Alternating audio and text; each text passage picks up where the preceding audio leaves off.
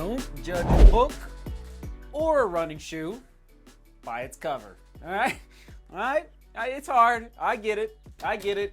Middle school, 90s, all right? Who's out there who was in middle school in the 90s and just looked a little skeptically at Skechers? I know I did. This Skechers, where is it? Here it is in the box. Skechers Aero Burst is in for testing, and I've easily put 50 miles into this shoe. I love it, everybody. Yes, the Skechers Aero Burst, there it is on your screen. A carbon-infused H plate. So there's an H plate, basically the shape of the carbon fiber plate inside that midsole looks like an H. Very tempted to cut this guy open. Who knows, maybe I will at some point. And it just, coming out of the box, I was like, ooh, this is a doozy, meaning heavy, bulk. In fact, here's my words, here's my descriptions for this shoe on your screen right now. Beefy, stable, stalwart, heavy, stout, plush, and Goodyear rubber. I always love those collaborations where I wish I knew more about the relationship between Goodyear tires and Skechers, but the fact that they're, the Goodyear logo is right there on the outsole. But at the end of the day, this shoe came across very bulky, very heavy, a lot of shoe understep, which I don't always like. Remember, I like to be in charge of the shoe. I don't like the shoe to be in charge of me. But for some reason, this guy, yes, it's bulky, yes, it's heavy, yes, there it is in my size. Any daily trainer over 10 ounces in my size is heavy. I'm not afraid to train in heavier shoes.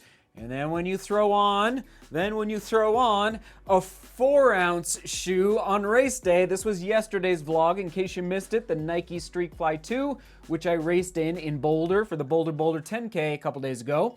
When you throw on a 4-ounce shoe from a 10-ounce shoe, you're just like, all right, it's race day. Time to lace it up, time to let it rip. And so, let's start with the upper. Here we go.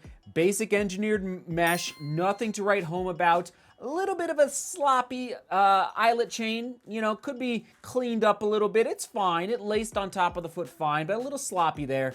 Plush tongue, plush heel counter. Semi-gusset for that tongue. I love that. It just, again, laid on top nicely. Didn't feel the laces at all. I guess my only critique of that upper is a little sloppiness through the eyelet chain. Leaning a little narrow through that toe box. Okay, keep that in mind.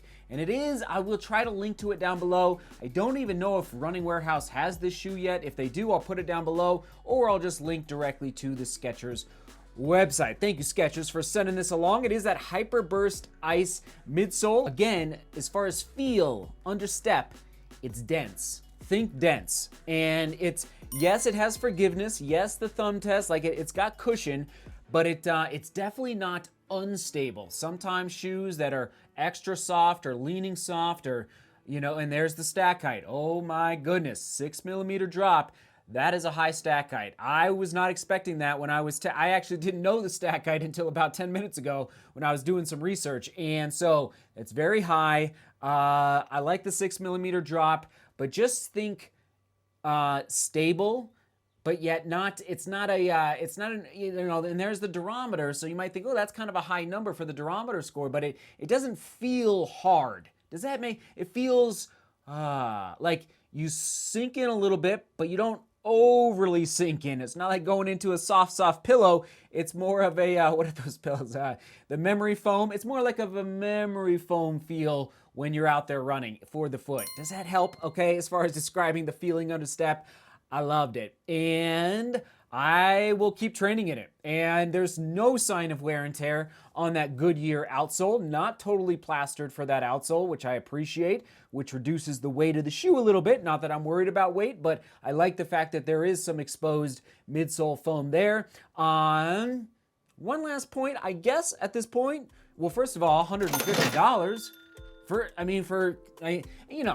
if it had the, I would still run in the shoe if it didn't have the carbon fiber in that midsole. You know, it's fine. It probably, of course, it helps a little bit, helps you get a little energy return. It might be a little overkill as far as a shoe that weighs 10 ounces to put carbon fiber in there. But that's what they chose to do, and I'm sure it's helping a little bit. Like, I mean, I didn't feel fast in the shoe, but I felt like I could go. I could pick up the paces if I want. Definitely not a tempo day shoe, but just a nice, solid daily trainer shoe. And, you know, a long run, yes, 100%, but by the end of a long run, by mile 18, 19, 20, your legs might be a little on the tired side because of that weight. Okay, the arch.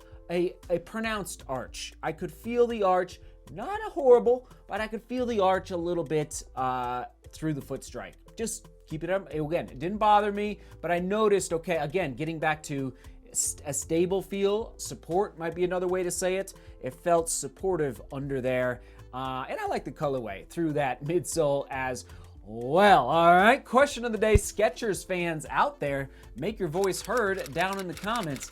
What's your favorite Skechers shoe from the last, let's say, 2 years? Last 2 years, I know there used to be, I don't know about now, but there used to be a lot of Max Road fans out there from the old studio, frankly. I mean, I tested the old, I think the original Max Road, gosh, 4 or 5 years ago. So that's the question of the day. Comment of the day going out to Matt Bear. This was hard. There were so many great comments from yesterday's Streak Fly 2, so thanks for chiming in.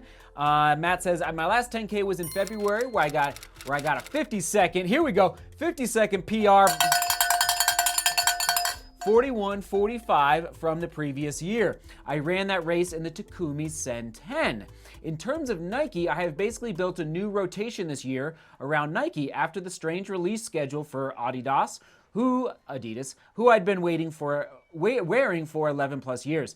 I'm currently running mainly in the Peg 41, Peg Plus, Rival Fly 4, and Vaporfly 3 for races and key workouts. Loving the responsive Nike feel at the moment. There you go. Matt, thanks for sharing your insights. And again, there were a lot of great comments. So, boy, I could have chosen 3 or 4 but Matt, you get it today. Onward and upward, Skechers Aero Burst testing in the books.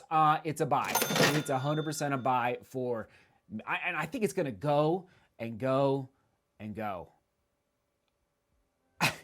Again, it's not soft. It's not extra fast. It just gets the job done. And it might be a little bulk, but for a high volume guy, especially for me, the legs appreciate something like this every now and then. All right, we'll go Skechers running shoe playlist. Haven't tossed to that in a long time. Skechers running shoe playlist right there. Seek beauty, work hard, and love each other. See you tomorrow.